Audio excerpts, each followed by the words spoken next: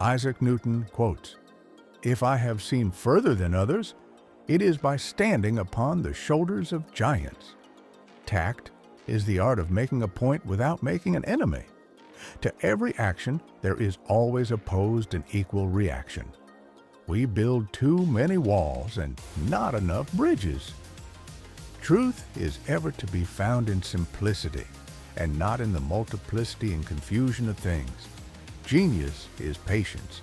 Errors are not in the art, but in the artificers. I can calculate the motion of heavenly bodies, but not the madness of people.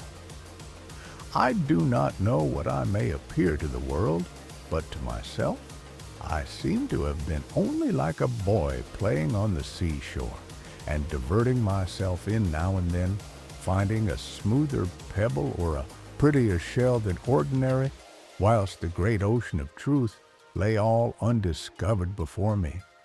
If I have done the public any service, it is due to my patient thought. Gravity must be caused by an agent acting constantly according to certain laws. But whether this agent be material or immaterial, I have left to the consideration of my readers. Plato is my friend, Aristotle is my friend, but my greatest friend is truth. An object in motion tends to remain in motion along a straight line unless acted upon by an outside force. The proper method for inquiring after the properties of things is to deduce them from experiments. The center of the system of the world is immovable. There are more sure marks of authenticity in the Bible than in any profane history. Infinites, when considered absolutely without any restriction or limitation, are neither equal nor unequal, nor have any certain proportion one to another.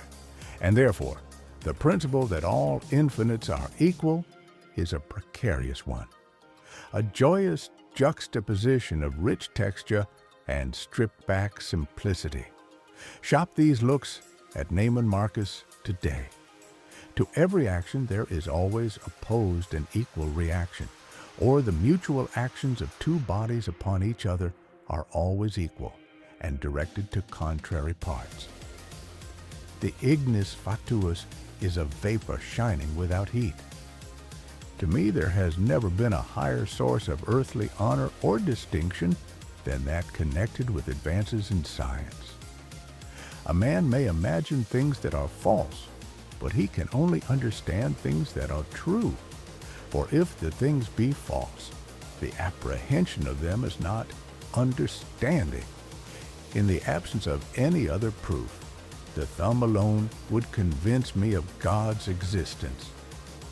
The motions of the comets are exceedingly regular, and they observe the same laws as the motions of the planets, but they differ from the motions of vortices in every particular, and are often contrary to them.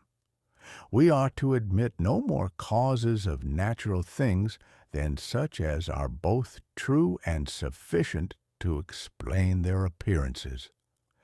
The motions which the planets now have could not spring from any natural cause alone, but were impressed by an intelligent agent. My powers are ordinary.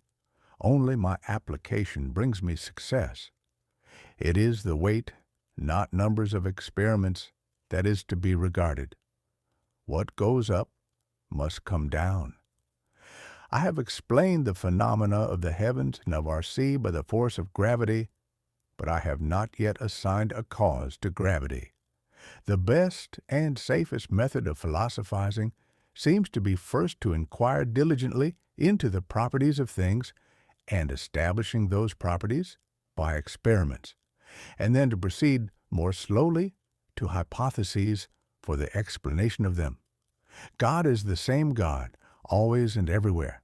He is omnipresent, not virtually only, but also substantially, for virtue cannot subsist without substance. As a blind man has no idea of colors, so have we no idea of the manner by which the all-wise God perceives and understands all things. Nothing can be divided into more parts than it can possibly be constituted of.